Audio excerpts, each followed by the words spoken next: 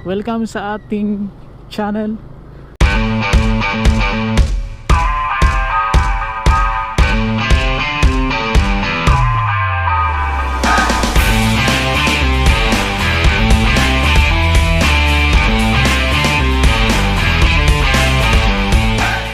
Nung nakaraan ay napag-usapan natin yung tungkol sa pag-drive natin ng Smash. Sorry guys. 115cc lang pala yon.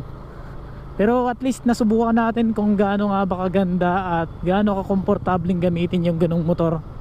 Ngayon ay muli nating dinadrive itong ating XRM 125. Nung mga nakaraang buwan, meron tayong video na tungkol sa mga likes and dislikes natin dito sa motor na ito.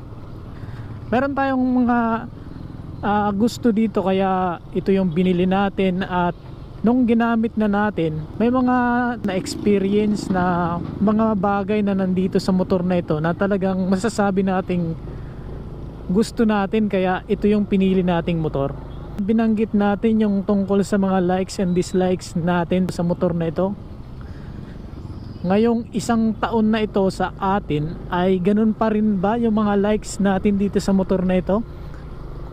Ang unang-unang gusto natin dito sa motor na ito ay yung kanyang pagkakaroon ng matipid na gas consumption. Sa kahit araw-araw na paggamit natin ito, iba-iba yung paraan ng pag-drive natin. Minsan mabilis at minsan mahina. Sa araw-araw na yon, sa loob ng isang taon ay hindi nagbago ang pagkakaroon niya ng matipid na gas consumption. Sa kanyang maliit na tank capacity, hindi ka mabibitin sa mga malalayo mong biyahe. Kaya naman, isa ito sa gusto natin sa motor na ito, kaya ito yung ating, syempre ito yung ating pinili. Maliban sa pagkakaroon niya ng matipid na gas consumption, ay ang pagkakaroon din ng motor na ito ng tibay ng kanyang makina, na kahit na matagal na itong XRM 125, matagal na yung kanyang, sa pangalan pa lang alam na natin guys na matagal na talaga ito, pero yung kanyang quality ng makina niya ay ganun pa rin, matibay. At alam natin na kapag ka XRM 125 ay sa kanyang 125cc, mabilis na siya guys. Hindi naman tayo nabibitin sa kanyang bilis dahil hindi naman tayo mahilig magpatakbo ng mabilis talaga. Pero ganun pa man, sa kanyang 125cc na makina, solve na tayo doon guys. Hindi naman kailangan magpatakbo talaga ng mabilis, lalo na dito sa lugar namin na malapit lang naman yung mga pinupuntahan. Maliban na lang kung bumibiyahe kami ng long rides. Kapag ginagamit natin ang motor na ito sa mga long rides, hindi tayo nakakaramdam ng grabing pagod dahil sa hindi ganon kataas at hindi ganon kababa yung kanyang manobela at yung kanyang upuan. Saktong sakto lang, kaya sa katulad kong hindi naman mataas talaga, nakaka-relax yung aking kamay kapag ito yung aking ginagamit.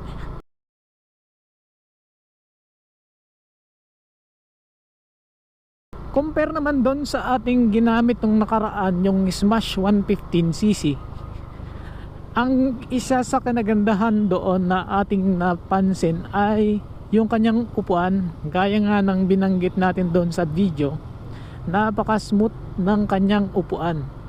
Kung ikukumpara yun dito sa ating XRM 125, medyo maganda yung upuan ng Smash. Sa kanyang 115cc, okay naman yung kanyang performance ng kanyang makina. Sa bagay, hindi naman kailangan talagang biritin, no? Ang importante lang naman ay maganda yung ating kondisyon ng ating makina at nagagamit natin sa araw-araw. Isa din sa maganda sa motor na ito, dahil low maintenance. Hindi mo kailangan magpalit ng iba't ibang mga kailangang palitan sa motor na ito kapag ginagamit mo, or wala kang maraming kailangang i-maintain dito, dahil yung kalimitan lang naman na kailangan nating i-maintain sa ating motor, lalo na dito sa ating XRM 125, ay ang kanyang engine oil. Maliban doon, wala naman kailangan pang gawin kapag ka nag-change oil, lalo na kung hindi pa naman talaga palitan yung ating mga kadena. Halos yun lang naman yung kailangan talagang palitan. Makalipas yung mga ilang buwan or ilang kilometers na natinakbo natin, kailangan natin siyang palitan. Syempre para ma-maintain ang magandang performance nitong ating XRM125. Lalo na ginagamit natin ito sa ating araw-araw na biyahe. Ang gaan tumakbo ng XRM125.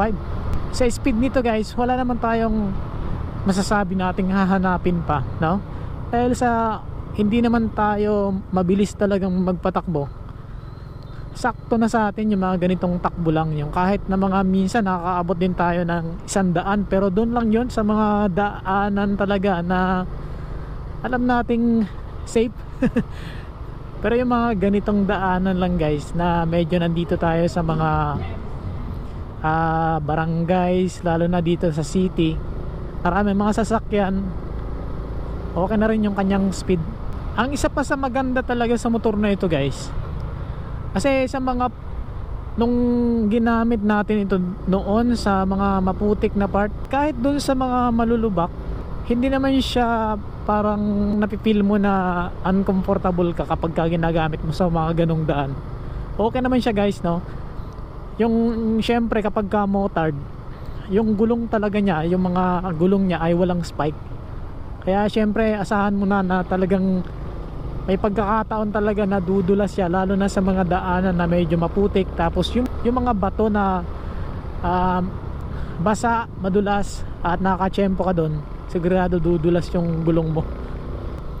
So 1 year na experience natin dito sa XRM125.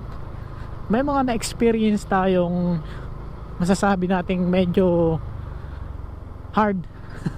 Pero hindi naman talaga hard na as in grabe talaga, na kasi nung time na maplatan tayo, syempre natural lang naman yan kasi bumibiyahe ka. May pagkakataon talaga na darating yan sa point na mapaplat yung gulong. Kahit nga tubeless napaplat din, pero siguro maganda na rin yung tubeless, no? Kasi parang madali naman siyang ma-repair yung tubeless kapag na-flat yung iyong gulong. Kaya may mga mabilisang paraan naman kapag gusto mong i-repair yung iyong gulong na tubeless. Unlike sa tube type. Yes, ang ganda sana dito guys, oh. Kaso maulan. Baka nag-blurred na yung ating camera.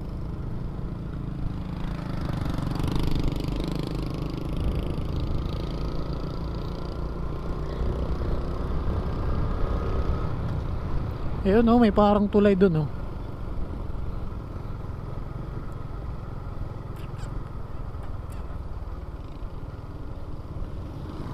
Ayan.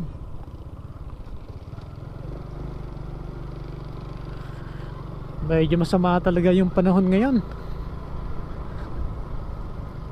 Halos mag-umaga, maghapon yung ulan.